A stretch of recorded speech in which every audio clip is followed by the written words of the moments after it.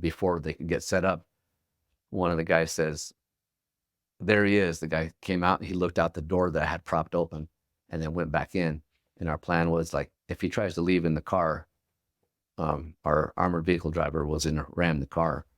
And we saw the garage door coming up, and you could hear the revving of the engine, almost like when you have it neutral or in park and you just hit the gas all the way down and it's, RPMs go up real loud. That's what it sounded like. And you can see steam and smoke coming out of there, and he just slams it into reverse, and he's reversing out. Armored vehicle hits it, and it turns and comes towards me and a couple other officers, and we fired. And, that suspect was killed.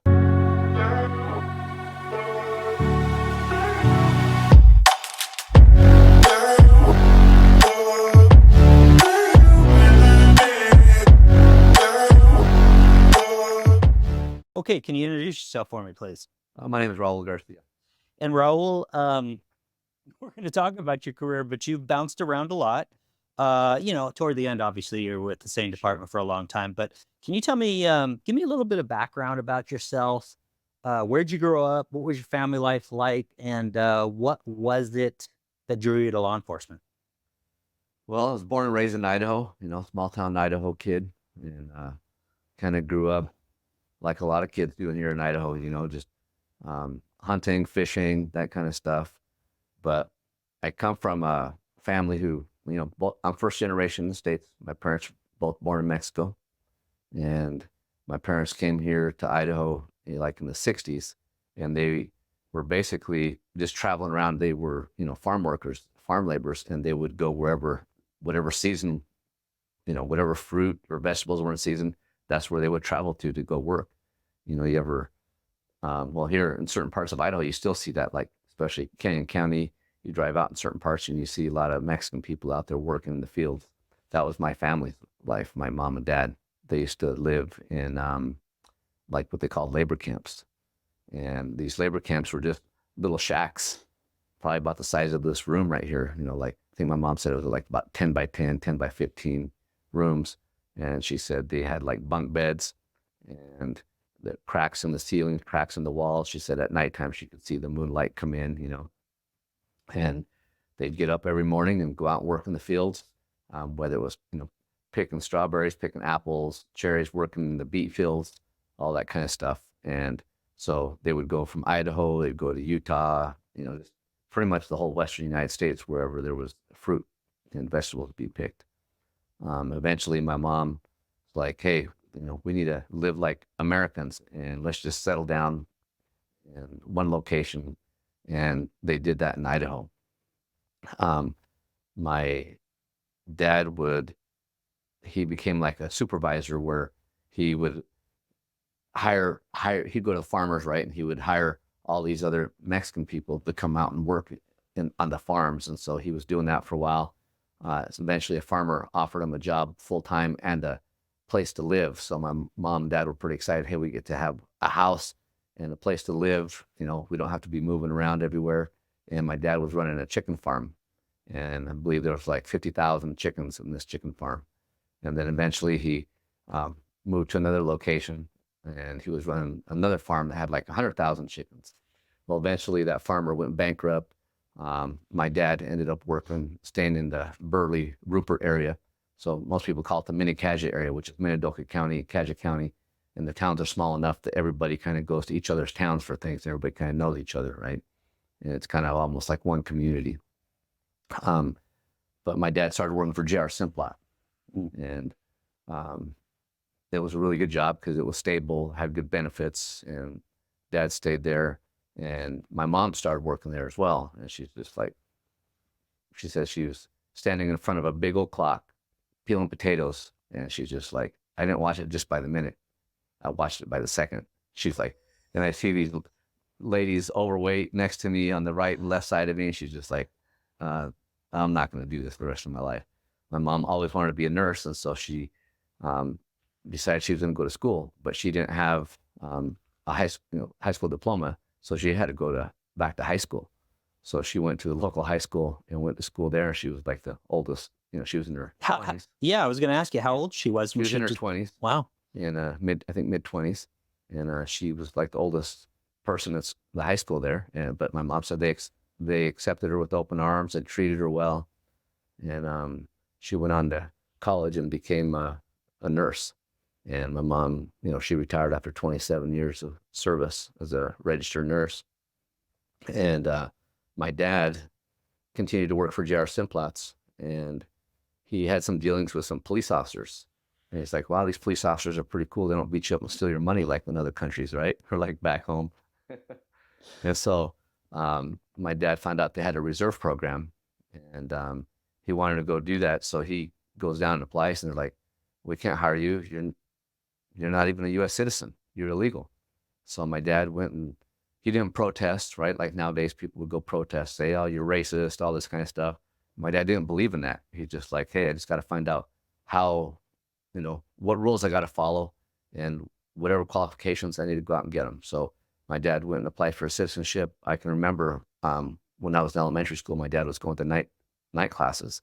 He'd go to work all day at J.R. Simplot's. Nighttime, he'd go take his government classes, history, all that kind of stuff, things that were required to get your citizenship. And my dad got a citizenship and went back to the police station, applied, and got hired. Man, I mean, two very motivated parents to just kind of switch careers. I'm interested in, and I don't know if you know the answer to this, but what was there something specific with your parents that said, hey, we've got to integrate into American society now that we're here? Do you ever have that? Yeah, my parents were very much like that. I'm not sure really what motivated them, but that was their mindset, right? My dad and mom were real big on, hey, we're Americans. In fact, I can remember people, asking my dad if he was Mexican, and he would say, I'm American, and he was very proud to be American. In fact, that I have my dad, when my dad was got a citizenship, he was given a flag, and it's about this big, and I have it in a glass frame on the wall in my house. God, which is so interesting because, you see some of the protests and things going on right now that, I think if you ask some people coming from these other countries, they wouldn't say they're Americans like your parents are saying. They're like, hey, we're from this country or we're from this country. And secondarily, we're just here. Yeah. So it's an interesting dynamic. I remember my dad and mom both on many occasions, when I was a kid, talking about how you need to be proud to be American, just how great this country is. And my dad, like in the community we lived in, there was a big Hispanic population.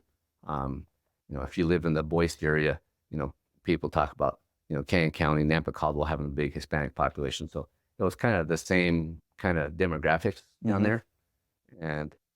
But my dad, a lot of people in the Hispanic community knew that my dad spoke English, that he was in law enforcement. So he had a lot of people would come to him with like legal questions, or, hey, I got this paperwork, or I got this notice from the government, whether it was city or state, federal, my dad would help explain things to them.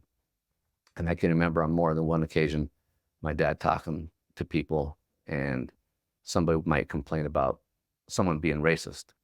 And I remember my dad talking to a guy and saying, you know what, you got to not just hang out with a bunch of other Mexican people. You can't just live in an apartment complex that's all Mexican people and then complain that people don't understand you, don't know you. It's not their job to reach out to you. You need to reach out to them. Maybe go live next to some white people or black people or Asian people, but get out of that, that little group and go out and meet other people so people get to know you. And that's your job now that you live here. Man, that's such a interesting way for him to look at that, especially coming from Mexico. I mean, it's great. I mean, yeah, my parents were very involved in the community. Like I say, my dad was a police reserve. I remember he was part of a. Okay, so wait a minute. So ultimately, he goes and does his thing. He gets his citizenship, and then he becomes a police officer. Yes. Okay. Mm-hmm. Okay. Yep. And he was also involved with like I think Juvenile Justice Center. I think it was kind of like a committee, like where kids would get in trouble and they kind of go before a board, and then they decide, punishments, or, hey, we're going to send this kid to counseling or whatever. My dad was part of that. My dad actually ran for city council at one time. Wow. And he didn't get it, but he ran for city council. And so my dad was very big in politics. You know, he thought being involved with politics, or at least knowing what's going on in the community, that way was important. And my parents were very, they were just really hard workers. They worked a lot. You know, they put in a lot of hours. They also like had small businesses on the side besides their full-time jobs. Like my mom, she used to make wedding cakes for people. And she had her own business where she would set up people's wedding receptions. She'd make the cakes, and then she had all these displays and carpets and all this kind of stuff that she would do. And she would do that on her days off from being a nurse. And then my dad, him and a couple of his brothers, they bought this building, and it was kind of an event center. And so they would rent it out to people for events. And it was mostly Hispanic people renting it out because, like, you know, it was wedding receptions, quinceañeras, and, you know, they'd have these Mexican bands and mariachis show up every now and then, you know, and it was just like every Friday, Saturday, Sunday.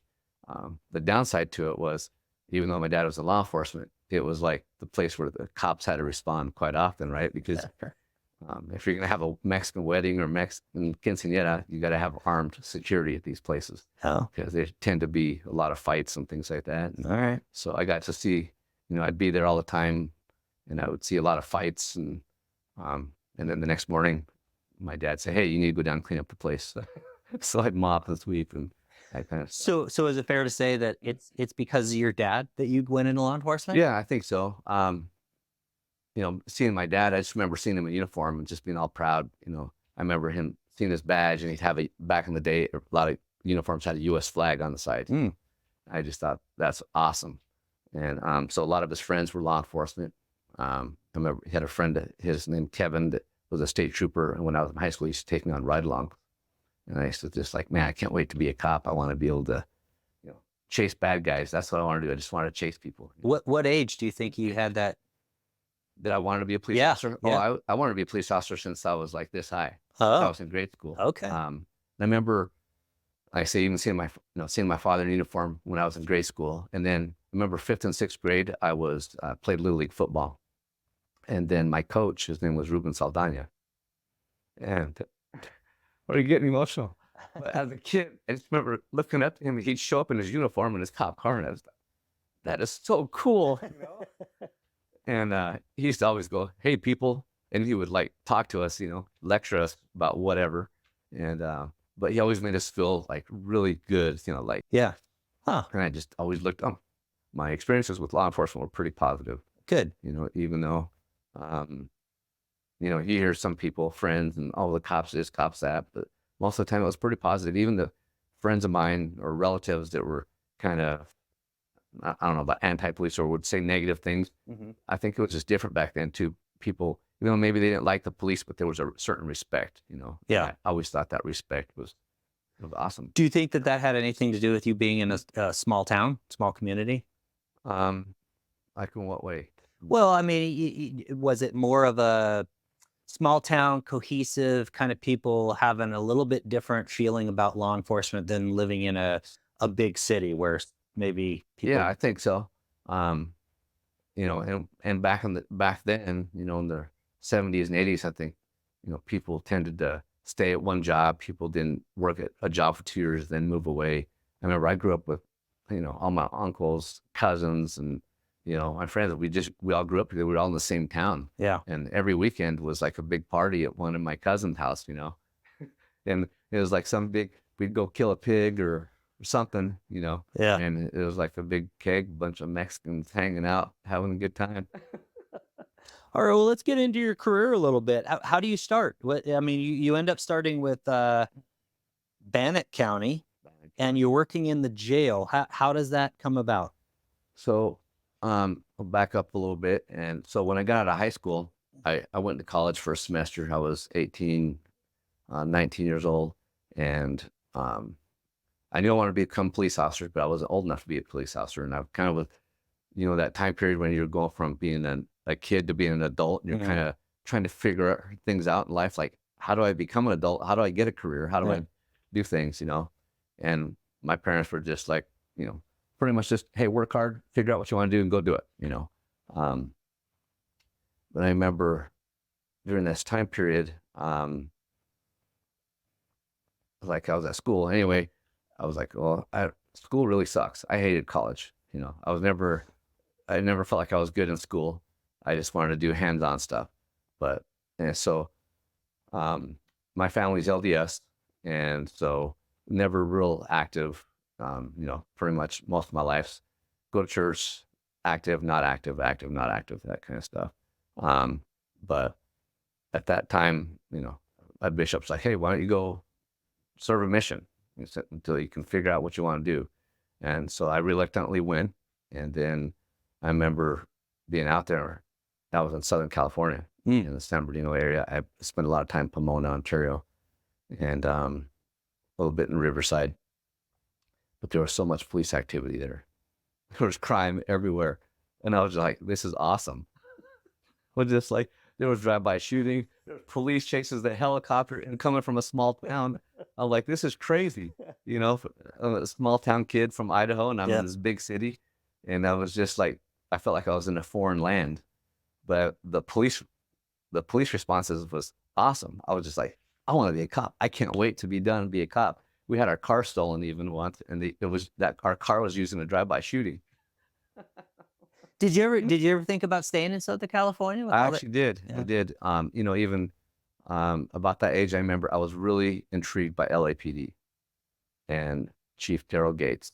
I bought his autobiography and I read it. I didn't read books much. That's one of the few books I've read cover to cover. Wow. And I just thought, man, Chief Daryl Gates, that guy's awesome.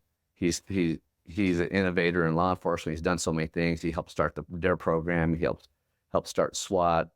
And I just thought, man, those guys are awesome. And you see their shiny badges. They're so, their uniforms are like perfect, And but then I was like, but I don't want to live in it, right? I don't want to live in it. I'd love to be able to fly in every day. I guess a lot of cops do that nowadays. They live here in Idaho and they fly there. And I was like, if I could just be there and I wanted to be on a gang unit. That was kind of my interest at the time. But I ended up coming back home and went back to school again. And I ended up applying for Bannock County Sheriff's Department. Okay. And the reason why I started there is because my brother, he went to college, and that was his first job in law enforcement was Bannock County Sheriff's Office, and he was working there. Did he remain in law enforcement as well? Yeah, he stayed there. He was not like a street cop, but he worked at the sheriff's office. He was in charge of eventually became in charge of the court security services. And that's pretty much where he worked most of his career is in court security services. Okay. You think he went in the same reason you did? I think so. Yeah. Okay. I think my dad had a lot of influence in that. Okay.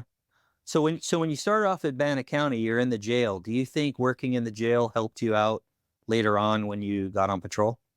I do. Especially then, I think I was still a little bit immature, young. I think I was 22, maybe 23, and still, and when I was younger, when I was younger, I felt like I'd seen quite a bit of violent stuff. Like when I was a kid, I felt like, I got in fights all the time as elementary school kid, just because there was a lot of bullies. So getting a few fights at like elementary school. I remember I lived by this place everybody called it the Chicano Park, right? Chicano was a word that everybody used back in the days, a Mexican American, right? We lived by the Chicano Park, and on the weekends it was always bumper to bumper lowriders, and there was always fights over there. I had a cousin, I remember they got stabbed. I wasn't there, but I was pretty close with him at the time. I remember seeing my cousin come running across the street, and he was all bloody and he'd been beat up, and just saw a few violent things growing up. We had a shooting just back behind us. And so I think I was almost like, wasn't sure. It's like, I always felt like, man, I got to do things to protect myself. And where I'm going with this is kind of where I think where my career ended up going in law enforcement, in the tactical side of it. Mm-hmm. As I always felt I got to do everything to, just in case I'm going to get in a fight, I got to protect myself. So I was really big into martial arts from the time I was like 10 until I was like 21. That's like all I did. Wow. I was fanatical about it. I did some full contact kickboxing back in the 80s, they had this thing called Professional Kickboxing Association. The kick of the 80s, it was basically boxing. Guys going from Golden Glove gyms, getting into karate, and you learn how to kick, and they're boxing, full contact stuff. So I did some of that kind of stuff. And so everything to me was all about protection. And just in case something happens, you got to protect you and your family. And anyway, and then so I think that was part of also the law enforcement. I wanted to get into law enforcement to protect people. But yes, I ended up going to Bannock County Sheriff's Office, started in the jail. Yeah. And I remember back in that day, the jail was one of the old jails where you had the catwalks.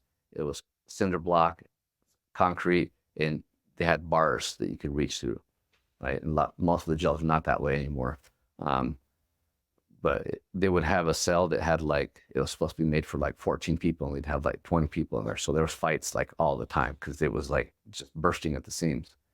And I remember at first I was like, man, this is kind of scary, right? But I did that for 6 months, and by the end of the 6 months, I was just like, okay, I feel more comfortable dealing with conflict. And I felt like I had to talk people down from, hey, calm down, learning how to de-escalate things during that time. And then, but I was there for a short time, and a buddy of mine, who's now the current Cassia County Sheriff, he calls me up. He's like, hey, man, he goes, I worked for Harrowing PD. At the time, it was a 5-man department. I think we had a chief and 4 patrol guys. It was a town of 3,000 people, right next to Burley, Idaho, right? And Burley's I think a town of 10 or 12,000. And he's like, come work patrol, man. He goes, it's so much better than being in the jail. He goes, we get to chase people and all this stuff. And we're young kids. And even in high school, both of us were always talking, hey, we can't wait to be cops. And, as a young kid, I don't know, all you think about, at least all I thought about was, I wanted to be like Mel Gibson, man. He's just chasing people, right? Bad guys. That's what I wanted to do. So he calls me up. And he's like, we're looking for a Spanish-speaking person and somebody who can pass a background check. So I go down and interview, pass background check, and they offer me a job. And I'm thinking, okay, patrol, the jail. I'm out of here, right? And plus, it was my hometown. So in my mind, I was like, man, I always want to kind of come home and serve my hometown. So I did. I grew up in Burley, but I said Burley, Heyburn, Mini-Cassia area, it's kind of all the same. I worked there for, I don't know, I can't remember. It's so long ago, 2-3 years. How was it? When you first get on patrol, how is it? Are you scared? Are you excited? What is it? Yeah, I remember making my first traffic stop. And I just remember my tongue, my throat was so dry, I could hardly talk. I was pretty nervous, but after a little while, I got, little better at it. And then I just wanted to stop as many cars as I could, DUIs and things like that. I stopped early on. I stopped a lot of DUIs. And let me back up just a little bit too.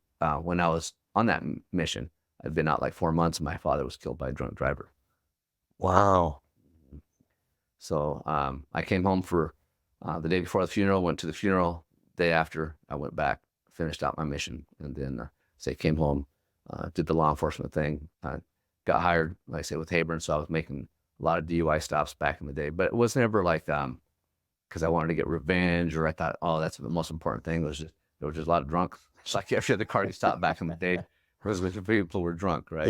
Yeah. And so the hard part at the time was training was not the greatest. Okay. I think my FTO was 2 weeks in a car, right? Did you have posts back then or no? We did. Okay. I think I worked in Idaho. You can work for, I think, up to a year before you have to go to post. Oh, okay. So I think I got trained for 2 weeks, and then they're like, you're on your own. And what was hard is we were a small department. Sometimes you're working by yourself. So you go on a call and I'm not sure what I'm doing. So county deputies would come help me, on occasion a state trooper, but troopers don't really deal with some of the stuff we deal with. So they didn't always have an answer for me unless they were prior deputies or city police officers. Hey, and just for the audience, post basically is the academy. You go to the academy, you do the training, and I'm clarifying that because I've been told to make sure you're clarifying some of your post acronyms. stands for Peace Officer Standards and Training. Okay. And that's the Perfect. police academy. But there was times where it was kind of difficult, kind of scary. I'm just man, I'm just kind of fumbling through this. I got 2 weeks of training, and not much went on during those 2 weeks. So it's they can only train you in so many things, right? Yeah. But a lot of there was a lot of senior deputies who, the chief of police would say, "Hey, Garcia's on. He's by himself tonight, and you guys make sure you guys can, hang out in the city as much as you can." So deputies would help me out. Oh, great. And eventually, I think after like, I don't know, 6 months, 8 months, they sent me to the academy. I came up here to Boise, and it was just a bunch of office buildings. It wasn't the academy that they have now. So let me ask you this, Raul. You go from Bannock to Heyburn to Cassia, and then we're going to talk about you going to Department of Energy and then finally ending up with Ada County. Why did you transfer around a lot? Yeah, early on, I did jump around a lot. And I think at the time, a couple reasons, because I was always I always felt like, man, I just don't have enough training. And this bigger agency will give me more training. That was my thought process. Okay. And the other part was chasing bad guys is fun. I want to go to a bigger place where I can chase more bad guys. Right? I was just like, I kind of think got early on bit by the adrenaline. And every day I'd come to work, I was like, I hope we have an armed robbery. I hope we have not necessarily that I hoped that people would get hurt. Yeah. But I was like, crime happens. And if we have a major incident, I want it to happen on my shift. I wanted to be a part of it somehow. Yeah. Whether it was being the initial deputy in the pursuit or assisting in the pursuit or, whatever. I just wanted to be a part of it. Yeah. So at some point you end up at Cassia County, SO. And before we started recording, we were talking about this. There was a lot of violence back in the day in terms of gang shootings drive-by shootings, gang activity. You even mentioned a couple of the homicides that had taken place. First of all, can you give me an idea how big Cassia County is? I think the county itself is probably 35,000 people, maybe 40,000 people countywide. Okay. But then there's the city of Burley, which is the county seat. And I believe it had about 10 or 12,000 people. Okay. And so you're either assigned, so they didn't have, when I was working there, they didn't have a city police. So they contracted to the sheriff's department, kind of like the city of Eagle or city of Cuna does around here.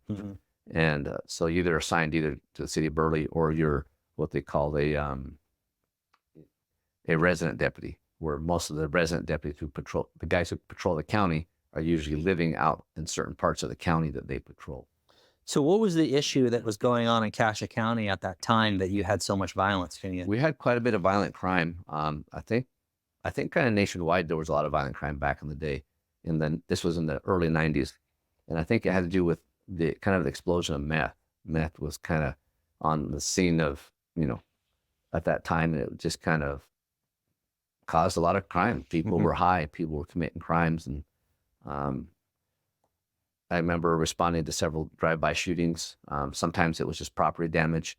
One time I was on a bicycle patrol, like mountain bikes, with me and a reserve deputy, and we heard gunfire, and it sounded like it was coming from about a block away. So we turn and we head that way. Well, we come rolling up on our bicycles, and there's two kids on the corner who'd been shot in a drive-by shooting.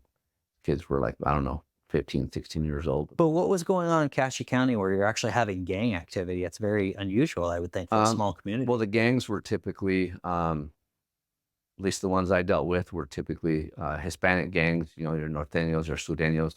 And then we also had, like I say, back in the day, we also had our labor camps, where a lot of the Hispanic people lived, and you had a lot of, we had quite a bit of crime there, a lot of alcohol type related stuff.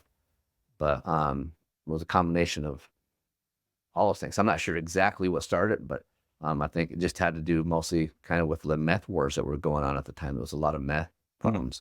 But yeah, it wasn't uncommon to have a drive-by shooting on a weekend. We had a few homicides that were pretty, I guess, at least in that time, made the media, were pretty big on the media. We had, one of our dispatchers, she had a sister that was killed by a subject, and this same subject killed like his grandmother, I think over in the Heyburn area. And so I think one year we had I think it was like 94, we had like 4 homicides in the Mini-Cassia area. And then the following year we had like another 4 homicides. And so like within a year's time span, there was, like 8 homicides or something, like July 94, July 95, during that time period. I remember one day being at the office, and me and another deputy, with there were only two of us on, we get dispatched to an area in North Burley to a shooting. And the people who were calling saying, hey, there's like multiple shots being fired between the vehicle that just pulled up in front of a car and the people inside the house. And we figured there was probably about 50 rounds fired at the time. And it was just gangbangers shooting at each other. You know? And this was like, I remember like 4 o'clock in the afternoon. Wow. You know, and it wasn't like that every single day. Yeah. But, you know, you'd be just taking your normal calls, domestic disputes, car crashes, that kind of stuff. Then all of a sudden, boom, something would happen where you'd have a drive-by shooting, or you'd have, you know, we had a couple homicides. I remember one of our guys made a traffic stop, and there was a dead body in the trunk. We had another deal where there was out in the county where there was an abandoned vehicle. People go out there, yep, it's abandoned, you know, run the plate, it's not stolen. And people call it in, yep, it's still there. Eventually somebody go out and take care of this thing. Anyway, they decide to tow it, and there's a dead body in the vehicle. We had one where there was a guy that was chopped up in like 20 something pieces, you know, in this trailer park. But there was the body had actually been taken, I think, over to the next county and put in garbage bags, and they just dropped off the garbage bags on the side of the road. And there's this farmer riding his bicycle, and he kicks these bags, these black plastic bags. And he's like, oh, that felt weird. So he goes back and opens it up, and there's a bunch of body parts in there, you know. So I wasn't always directly involved with all these things. Yeah. Well, some of them I was, some of them I wasn't, but they all happened while I was working down there. And so, yeah, I felt like there was a lot of violent crime that I was exposed to early on in my career working down there. And, go ahead. Up until this point, you're almost exclusively on patrol, Yes. right? So what takes you? So I have yet to talk to somebody that's worked for Department of Energy.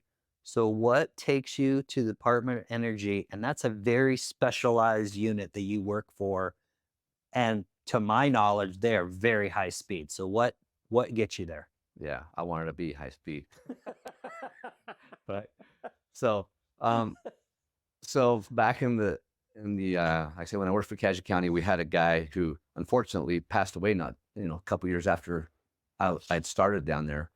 And his name was Spence Thomas, and he was a former like special operations guy in the military. And when he was working for the sheriff's office in Cassia County, like I said, we were having a lot of violent crime. And so they're like, hey, we need to have some kind of a SWAT team or specialized unit. We need to get some guys for some training. So with his experience, they put together like a SWAT team. You know, looking back now, it's like, oh, we're more of probably less than a SWAT team, like a warrant service team or something. But at the time, the county commissioners gave a lot of money and said, yeah, because of violent crime, let's start something like that. And so they bought the body armor with plates. They bought, MP5s. They bought CAR 15s. They had suppressors. They had night vision. This was back in like 1992. Wow, that's really early. Yeah. Yeah. So they were really way ahead of everybody. The equipment was probably, I'll bet, the best in the state at the time. And so anyway, so I was like, well, I want to be on a SWAT team. That sounds cool, right? Like I say, the adrenaline bug had bit me, and I was like, I'm an adrenaline junkie, right? That's all I wanted. I just wanted to do the next coolest thing. So I guess my point is, so eventually I got on the team, and unfortunately, Spence had passed away. But I'm always looking for more training. I was like, we're not getting enough training. I want more training. I ended up going to Ogden and training over Lieutenant Randy Watt at the time. He would run a course called Hell Week, and it was like a 6-day course, and we do something like 105 hours of training in like 6 days. And I got to start meeting guys that started working for the Department of Energy. They had some instructors that were down there. And so I kind of found out about what they did over here in eastern Idaho at the nuclear reactor. And they're like, yeah, we do nuclear security. We protect the nuclear reactor. And that's kind of all I knew. They're like, we have SWAT teams out there. They started hosting what they call the Mountain States Tactical Officers Association. And it was just like a conference. I don't remember how many days. It was like 3 or 4 days. And you'd go out there, you could sign up for classes, handgun, rifle, hostage rescue, warrant service, different things. And so I'd go out there, and they would host it at their facility out there at Idaho National Laboratories. And they had all these different shooting ranges. They had shoot houses and some really, what I thought at the time was very high speed guys. And I got to meet people like Benny Cooley, people who, Pete Italiano. These guys were competitive shooters. They were nationally recognized in tactics. Anyway, I started going out and training, and I'd go out again the next year. And I started just asking questions. I was probably bugging the heck out of them because I wanted more information. Just got to be friends with those guys, and then they would come train us. And so one day, my buddy Pete calls me up and says, "Hey, are you interested in being on our special response team, which is SWAT, which also SWAT stands for Special Weapons and Tactics, right?" So I'm like, "Yeah, of course I want to be part of it," because he knew I was like, I'm big into the training by that time, trying to go to every school possible. And he's like, "Okay," he goes, "we have tryouts." He goes, "It's the first time in the history ever that that they would allow somebody to come on off the street to go right into the SWAT team." He goes, "But you got to try out." He goes, "Typically you have to be like a gate security guard, right? And do that for a couple of years before you can try out for SWAT." He goes, "But we don't have enough people that are qualified or people that even want to be on the team. And so we're looking outside." So I was like, "Yeah, that'd be awesome." So I tried out and I got hired. Wow. And once I got hired, they sent me down to New Mexico, Kirkland Air Force Base. They had our training. It was called the CTA, Central Training Academy. And I was down there for, I think it was like 3 months. And you just go over a lot of procedures, learning about nuclear stuff, and lots and lots of shooting. Do like a full week of just shotgun sometimes, and then it was handgun, rifle, and you just go through all this different, some basic room clearing stuff. Then got done with that and come back to Idaho, and they put me through another testing period where like, okay, they're like, you passed the basic stuff. Now we're going to see if you can make it into the SRT. Mhm. And then it was another like day of running and gunning, basically courses of fire that were set up, weapons manipulation, tests. And then I passed that, got hired. Then we go into a CQB school, which is close quarter battles, what they call it, which just basically means you're practicing hostage rescue tactics inside of a house. And we were in a house, live fire for, I can't remember, 4 to 6 weeks, like 10 hours a day, just doing nothing but shooting and room clearing. And we'd go through like a case of flashbangs a day. A lot of people never heard of these programs with the Department of Energy, but Yeah. nuclear security, they have a lot of money. I mean, I think our budget for our security guys is like $8 million. They bring in ammo by the semi loads, but my boss at the time, he was a former Delta Force guy, so the facility or the security was actually put together by former Delta guys.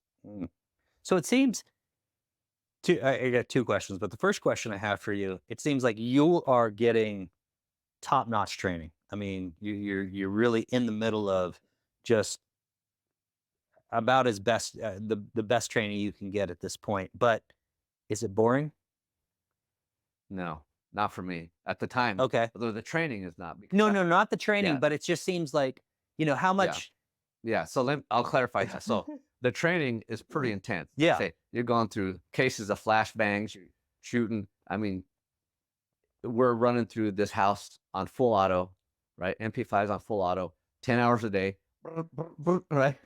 It's just like I had a smile on my face all day long. Yeah. And when you're not doing that, you're PTing, you're running, getting in shape, and then the initial training is over. You get assigned to a team. Uh-huh. So a typical day would be, you show up because you don't take your guns home like as a police officer. You put them in the armory at the end of the day, and then you go home. But you show up, you check out all your guns, put them in your holster, get your car 15, your MP5s, go put them in your vehicle, check your lights, check all, do all the things that you're supposed to do before you go on patrol. Mm-hmm. Make sure your vehicle's working, make sure your ammo's in there. We had cages with all of our equipment. So guns were in the armory, and then all your other gear was in these this cages, fenced in cage. We had all our gear in there. We'd check everything out. And then we'd go have what they call muster, which is a briefing. Go and sit with a sergeant who's giving you a briefing saying, hey, they've had this threat to the nuclear facility, or this happened at another nuclear facility. And sometimes it was like nothing. And sometimes it was just like, hey, you guys need to make sure you keep up on your PT, because they were pretty strict about making sure that you kept up on your qualifications, because you had to qualify like every quarter on your PT, your obstacle course, and all your weapon systems. Mm-hmm. But once you check out your gear for the day, get in your vehicle, and then you're like, okay, briefing's over. Now what? Right? Because we're not like regular cops where we go to domestic disputes and Right. robberies. You're just kind of, I always say it's kind of like being a fireman with a gun. You just hang out, hanging out there. Is it fair to say though at this point, because later on you become a, for lack of a better term, expert. You're on SWAT teams. You're a firearms instructor. You're doing all that stuff. Is it fair to say that it's this time with Department of Energy that kind of gets that desire going to be that kind of SWAT operator? Sure. Okay. Yeah. And seeing some of these other guys have been doing it for a while, I was like, man, I want to be like that guy. I want to be like that guy. Yeah. Right? But yeah, so like I say, you show up, you check out your equipment, get that ready, have your briefing, get that ready, and then briefing's over, and then we're like, all right, it's time to go to the gym. You go hit the gym, and we had a guy who was like who had an office at the gym, and he was our physical fitness specialist, and he would set up a physical fitness program for you. He'd set up your diet for you, and we just go to the gym. This was part of work. This was work. Wow. And then you get done with that, working out, hitting the weights, or if you want to go on a 10-mile run, you go on a 10-mile run. And then after that, we're like, all right, let's have some breakfast, or depending on what shift it was, right? Day shift or night shift. We're like, hey, let's have dinner. You'd have dinner, and then we're like, let's go to the range, go to the shooting range, and we shoot handguns, rifles. We had 50 cal Barretts, we had machine guns, we had law rockets. Whatever we had issued to us, we had to go out and shoot regularly. Sometimes you shoot every day. That doesn't even seem like a real job. It just seems like a whole bunch of fun. It was just a whole bunch of fun. It was difficult, but I had to do it. Right. So we would pretty much, you come to work, and it's like, right, once you get all your gear set up, go PT, go to the shooting range, and then your team leader might say, okay, hey, I got some scenarios. We're going to go do a hostage rescue scenario. So we'd go do a hostage rescue scenario, or we'd go to the shoot house. Sometimes hostage rescue scenario with like simunitions, shooting with paint marking guns, things like that. But they also do, there are certain jobs that have to be done there, like escorts, maybe moving certain material around from point A to point B. The Department of Energy out there, it's actually like about 890 square miles. For a second, I thought you were talking about prostitutes. Yeah. But there's like 890 square miles, and at the time, I think there was about 10 or 12,000 people working at the facility. Wow. But area-wise, just the property is like 890 square miles. And back in the day, right before I started working there, they had helicopters. And like if they had somebody get lost in the desert, they'd have some sensors or something go off. Guys would fly out in the helicopter, land, and go, hey, you can't be here. And get in the helicopter, fly out, and Okay, so the question is, and I don't know, maybe it doesn't get boring, but yeah, why stop that job and go to Ada County? Yeah, so it did get boring though. Okay. I say, because it wasn't, so I was a regular cop first, right? You're going to calls for service and that kind of thing. We're not really chasing people out there. You're doing more defensive security, if that makes any sense. Yeah. Right. With the best training in the world, right? With a ton of money and some of the best training. But there was days when I'm just like, man, this is kind of boring. In fact, at one time, I remember talking to my supervisor. I go, hey, I feel like I should be doing more. And he just kind of started laughing. He goes, you're doing what you're supposed to be doing. And he goes, are you PTing every day? He goes, are you in the gym every day? I go, yes. He goes, are you shooting? When your team leader says you're going to shoot and doing hostage rescue scenarios and room clearing, all that kind of stuff. I go, yeah. He's like, that's what you get paid to do. I was just like, man, I go, this is like being a professional athlete. I go, I just get paid to like work out and shoot. I go, this is awesome. Yeah. But no, they really do truly have a really, really good program. Mm-hmm. But then, like I said, going from a regular law enforcement job to that, where Yeah. it was a little more, I guess, stagnant. And so I got hired with 13 people. And after a while being there, they started actually doing layoffs. And, security, military, especially in the federal sectors, those are all ran by, right, depending on if you have a Republican president or Democratic president, Mhm. your budgets go up and down. Yeah. And so we had a Democratic president, I think it was Clinton at the time. Our budgets, I think, had been cut. And so 13 out of the 13 of us, half the guys had been laid off at one point. Mm. And so I was like, well, I'm not going to stick around to see if it was a combination of two things. It was like, okay, well, this is my chance to go, right? And not just say, hey, I'm a quitter. But I was just like, man, it's like 6 of the guys have been laid off that I got hired with. So I'm like, I'm not going to wait around and see if I get laid off, because I was married at the time. I had a wife and 2 kids, and we were, I'm like, I got to take care of them. And plus, like I said, I thought, well, maybe it's time to go back to regular law enforcement. Yeah. Okay. Yeah. So you go over to Ada County, and one question I have for you, even at Ada County and all these other units, except for Department of Energy, is you're almost on patrol exclusively. Now you have a few year stint where you're over at the Metro Task Force and you're working on violent crime and you're on gangs and stuff like that. But for the most part, you're on patrol. Correct. Why stick on patrol? It seems to me that the progression is typically, maybe it's not, I don't know. Typically you do patrol for a few years and then you go to a specialty unit. Why didn't you ever really kind of do that? Yeah, when you say specialty units, you're talking about guys that will leave patrol, go work as a property crimes detective or a person's crimes detective. Just right? like detectives. I just felt like, I say again, probably going back to a little bit of being an adrenaline junkie, I'm like, I don't want to miss out, because if something's going to happen, it typically happens. The patrol guys are the first ones there. And I was like, I want to be there when something happens. If it happens, I hope it happens on my shift, and I want to be involved somehow. I don't want to be showing up, 2 hours later after something's secure. I want to be the one securing it.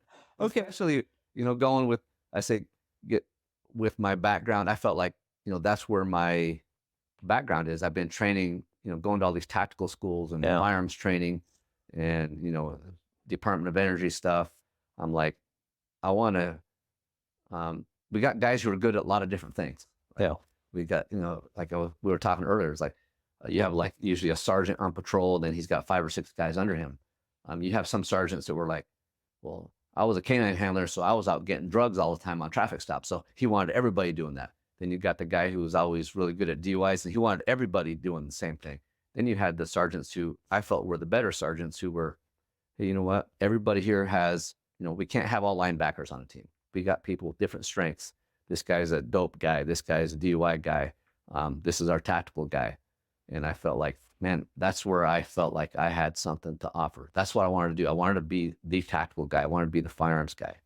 That everybody has kind of a little specialty, and that just happened to be mine. Yeah, and definitely from sliding over to Department of Energy and getting over to Ada County, I mean, that's why you became a SWAT guy. That's why you became the firearms guy. All that. Yeah, and being that we don't have full-time SWAT teams here, if you're on a SWAT team here, it's part-time. Say you work patrol as your full-time job, and then like every other week when we're on SWAT, we're in training like every other week, and then you're on call in case something happens. Yeah. And if you're on duty, you carry your SWAT gear with you in your patrol car, and you respond. And if there's 4 or 5 SWAT guys on patrol, we would all go. And then if it turns into something bigger, then we page everybody else out. Right? So, Raul, I want to talk to you about 2 things that happened. And I don't know what this entails, but in 2006, you received the Silver Star from Ada County. In 2017, you received the Distinguished Service Medal. So can you tell me what those are and why you received them?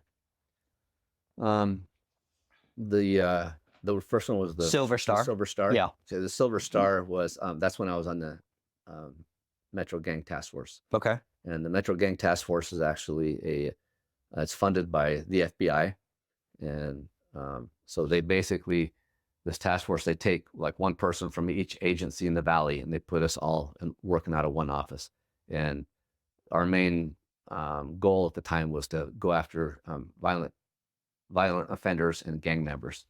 And so we were not the traditional detectives, but we were kind of like a street crimes unit. We're kind of like detectives on patrol kind of thing. Mm-hmm. And we would help other agencies, if like Nampa PD or Caldwell or Boise, if they had a gang-related shooting or a violent crime, they would call us a lot of times, and we would respond, just kind of extra bodies, and we'd say, hey, where can we help you out?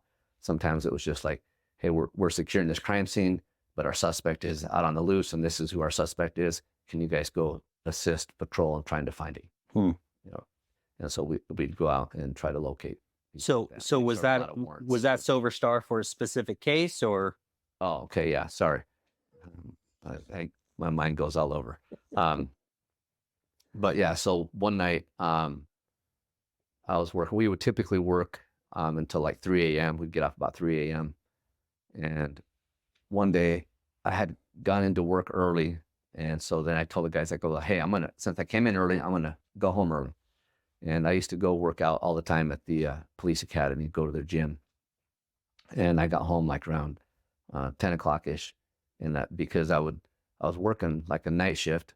I would go hit the gym a lot of times, put the family to bed, and then I'd go hit the gym.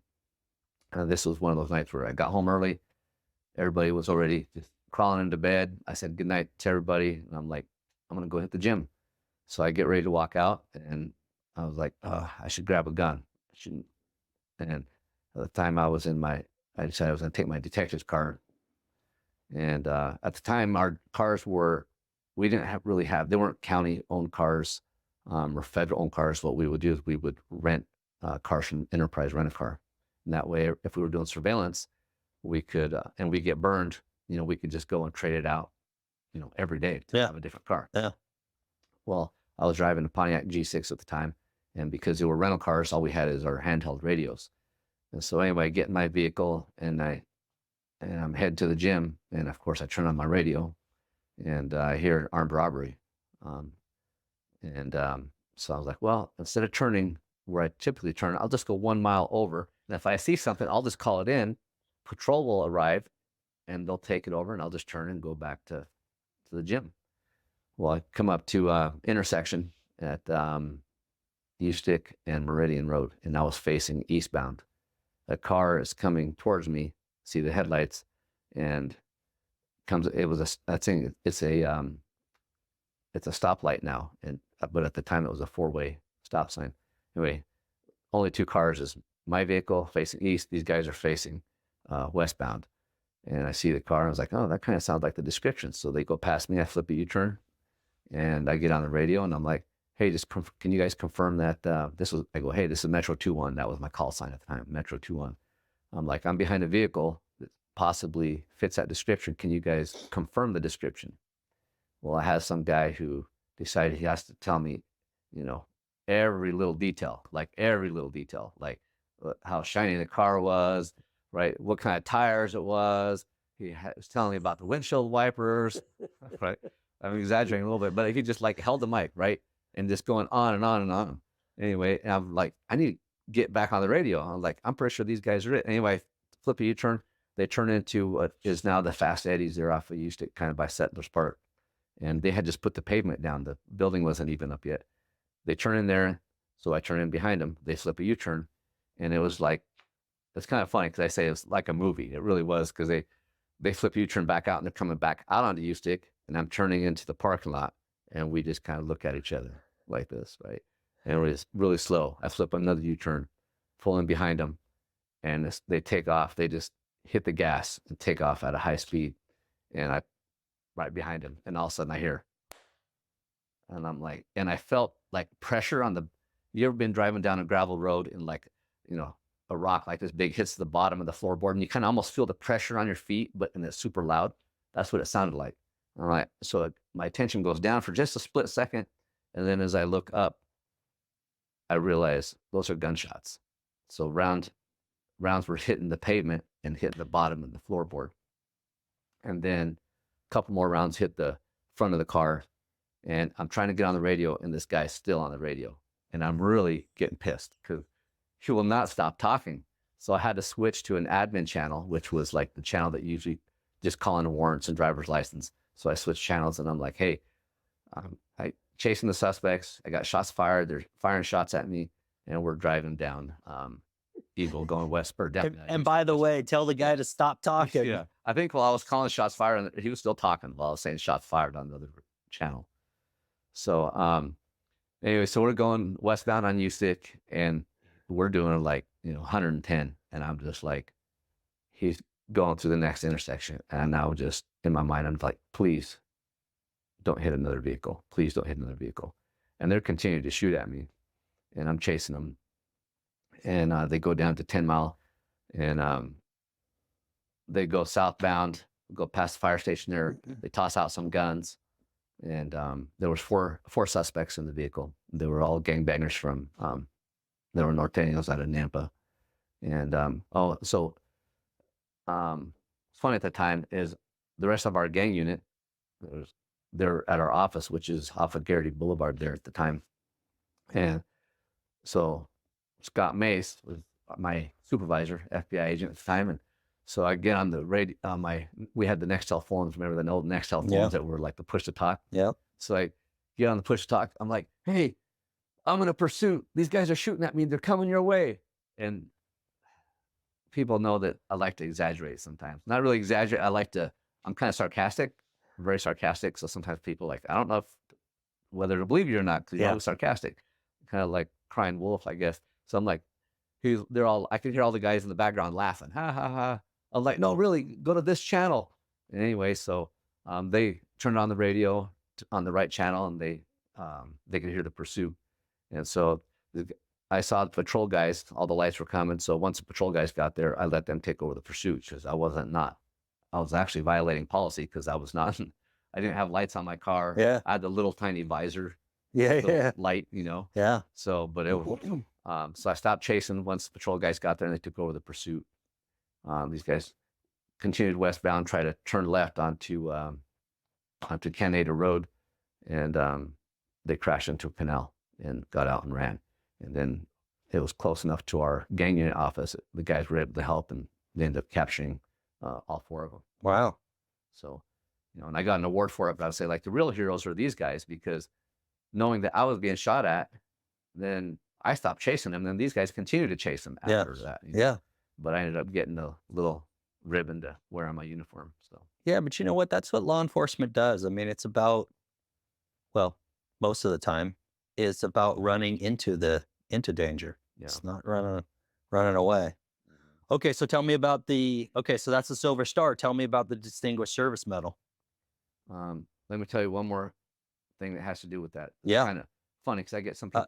One more thing about the Silver Star, you Yeah. mean? Okay, yeah, go ahead. A lot of people, and even you asked, is how does your family, how are they affected, or how do they handle, the things that you do as a police officer? Mm-hmm. My wife at the time, she was an emergency room nurse, and I didn't say anything to her that night because she had to work the next morning. I'm like, I'm not going to wake her up. She won't like that.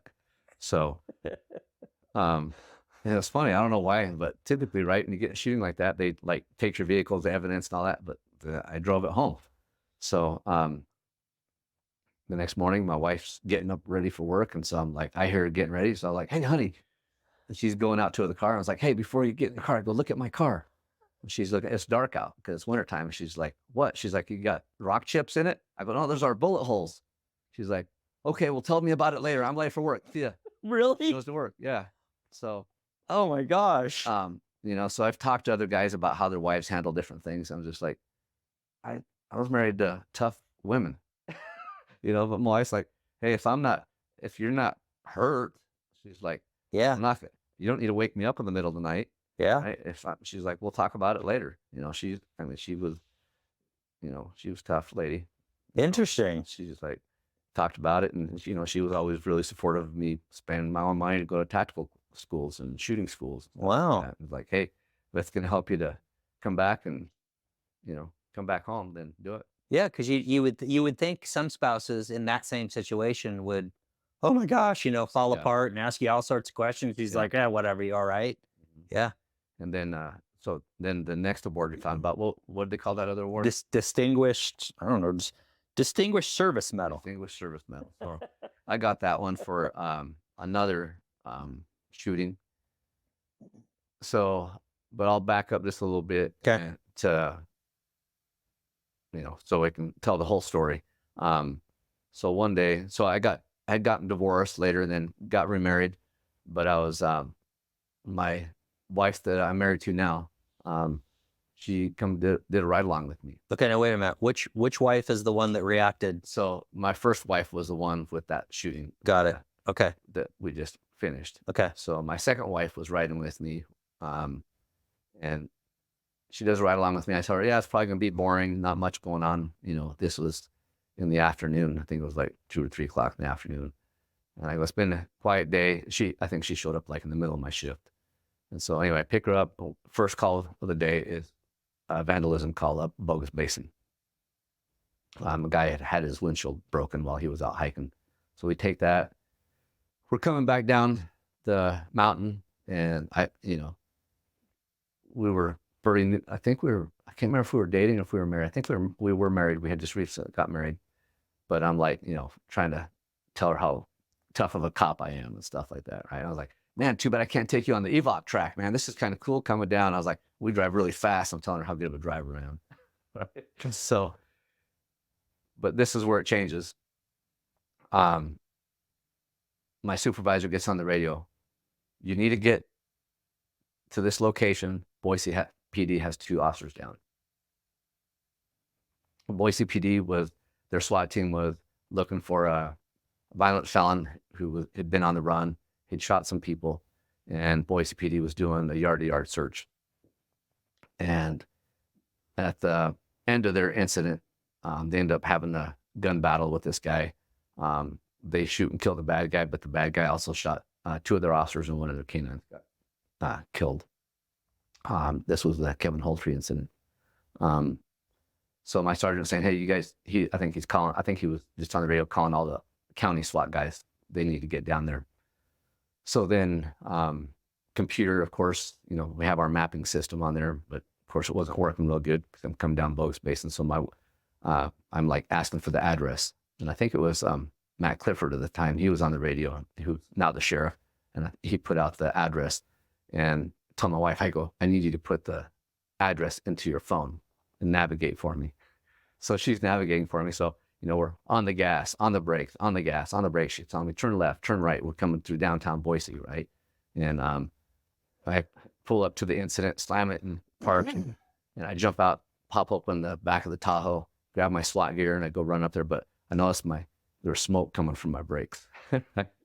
And the incident was pretty much over when I got there. I ended up helping and giving some of the guys rides to, the hotel where they go for their interviews and all that kind of stuff. Did what I could there. And, I asked my wife, I was like, how, I was just kind of looking over at her, and she was pretty calm, And 3 months later, they had another guy who was friends with the bad guy in that incident, who was saying that he was going to get revenge on the police. And he was like a Northside gang member or something. And he was supposedly tied in somehow with some Mexican drug cartels and was going to go down to Cuna, and he was going to pick up, I don't know if he was going to pick up or drop off a couple pounds of meth. And anyway, our patrol guys were told about it. Our patrol guys were kind of watching the house. One of our deputies goes to make a traffic stop on the vehicle after the guy left the house. And the guy starts shooting at the deputy. Shot, I think, about 10 shots on this traffic stop. Pulls into a subdivision, and the other deputies, they lock down the subdivision, all the entrances. And this was like, I don't know, 3 o'clock, 4 o'clock in the morning. I'm home sleeping while this is all going on, and get phone calls, our pagers. Well, I don't think we had pagers then. I think we just had phones. I think we got rid of our pagers by then, but right? But we got paged out, right? Or phone calls, whatever. So get a phone call saying, hey, this is what happened. There was shots fired. They gave us a quick, short brief over the phone, and we respond out there. And our team leader sets up a plan. We bring our armored vehicle, or we go through the neighborhood, and we're looking for the suspect vehicle. We find the vehicle abandoned. We pull up to it in the armored vehicle. We have little shooting ports. They take bean bags and shoot through the shooting ports, break out the windows so we could see there. It was dark and had tinted windows. We couldn't tell if anybody was in there. Wasn't in there. We breached the trunk. Nobody's there. Then we set up a plan where we're going to put teams on both sides of the roads, and we're going to do a yard-to-yard search. And guys on this side are searching this yard. Guys on this side of the road searching that yard. We're knocking on doors, making sure that everybody's okay, make sure nobody's been taken hostage. And so we're kind of doing this, and some of the guys are going, man, this is a lot like the Kevin Holtree incident, right? And because they were doing the yard-to-yard searches. And what we were told, though, is that this suspect was friends with a suspect in the Kevin Holtree incident, and that he was wanting revenge against the police, and that he had grenades, and he was going to throw grenades at police officers. And so anyway, we're doing this yard-to-yard search, and it was the wintertime. It was cold, and I think it went on we were doing this search for about 4 hours before somebody goes, hey, I found some footprints in back of a yard. And, there was like fresh snow. So you saw the footprints, and they go over to a fence over the top, over the next fence, across the yard and over, and then they lead up to the back door of a house. So I go to the front of the house, knock on the door. Gentleman answers, and he has 2 little kids. We're like, I explained to him what we're doing. He goes, I'm familiar. He goes, it's all over the news, like Channel 7 was live recording a lot of this stuff. He goes, my wife went to work earlier, and she called me and told me about all you guys out here. And we go, we got footprints that are leading to your back door. And he's like, well, there's nobody else here except me and my kids. He goes, we've been up since 5 o'clock in the morning. And so I let him close the door, and I get on the radio, and I'm like, he says there's nobody else in the house.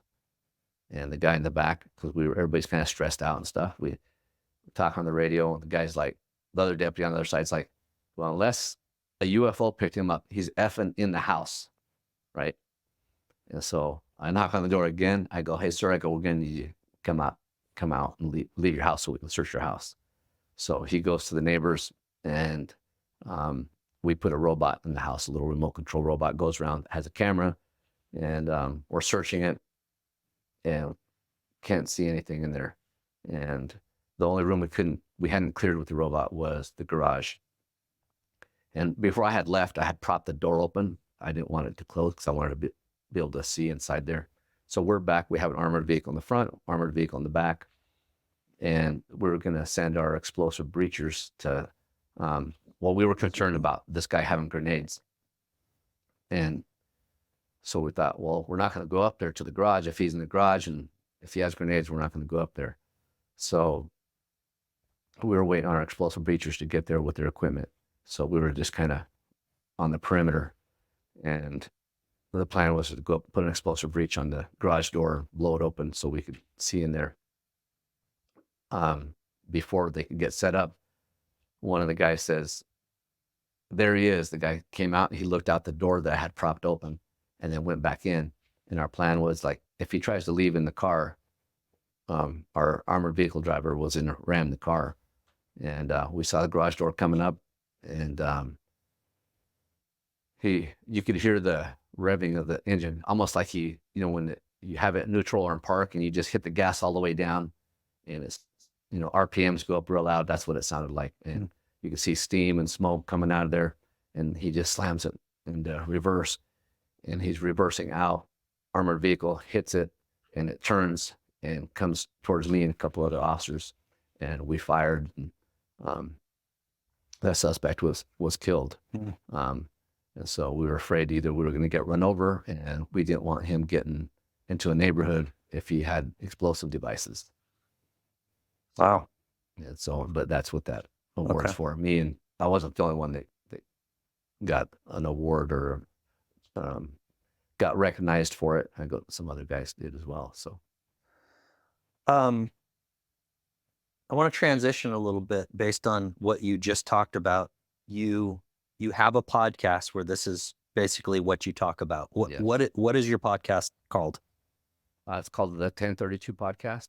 Okay, the 1032 podcast. Mm-hmm. And basically what you're doing is you sit around with other officers and you talk about officer involved shootings. Correct. Okay. Yeah, we talk about officer involved shootings. We talk about training and some comparative shooting because I like competitive shooting. So. Okay. So what's the idea? What's the idea behind your podcast? The idea is kind of a debrief, right? For guys to kind of debrief about what they've done. So everything from, I think, officers who've been through incidents like that, it's kind of almost, I don't know, almost kind of therapeutic to talk about it. Yeah. It's also, we want the younger guys to learn from the things that we were involved with, so it's kind of a way to learn and educate other police officers. And also just the general public, if they listen to it, so they can understand some of the things that the officers go through from their perspective.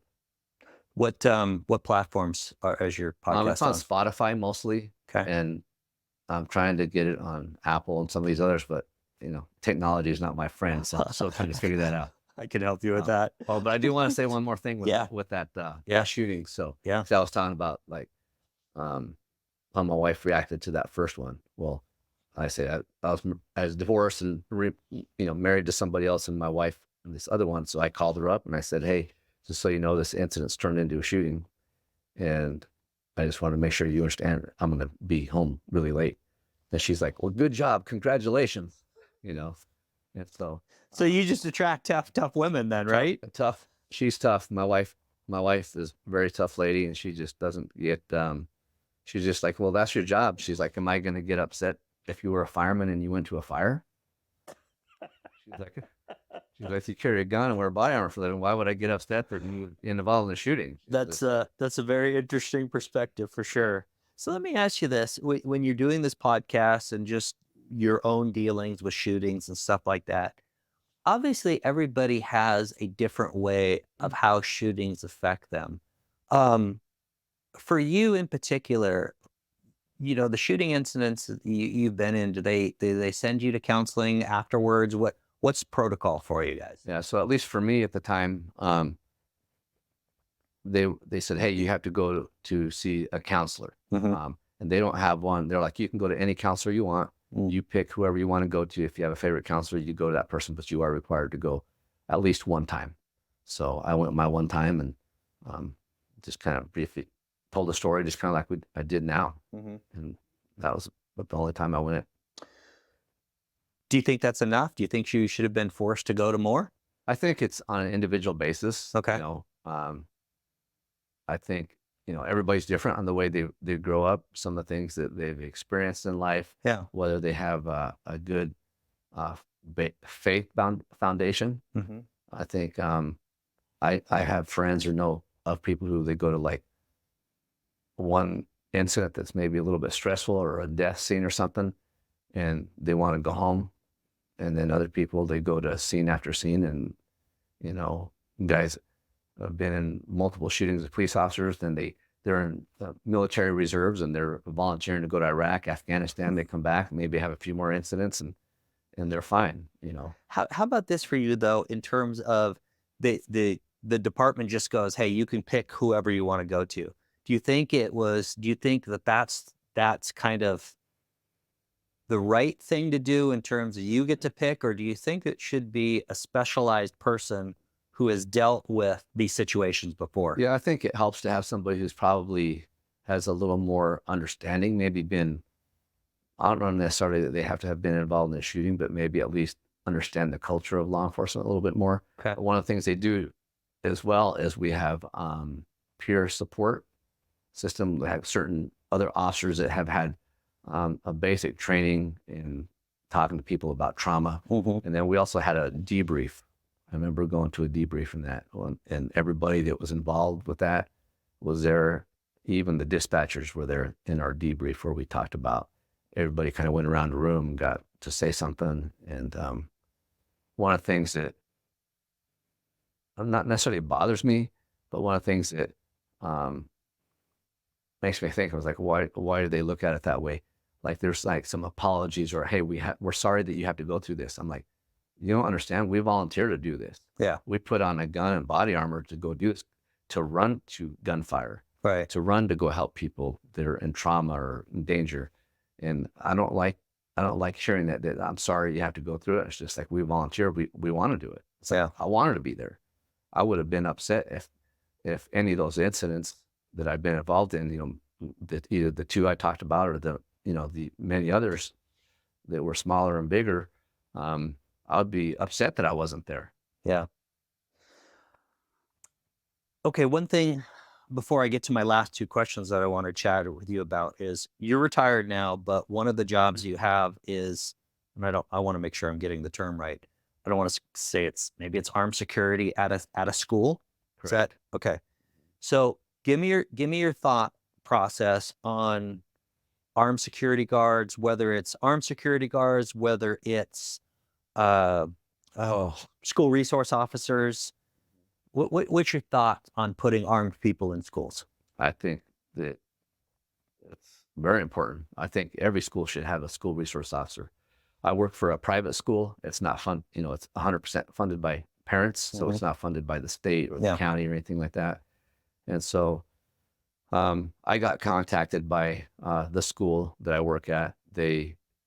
Somebody there, a couple of people there that their kids go to the school knew me. So I apparently, after the Uvalde, Texas school shooting, being it was pretty high profile, several parents went to the school board and said, "Hey, we want you to hire armed security." Mm-hmm. And so I decided to do that just because I felt like, man, I got all this tactical training.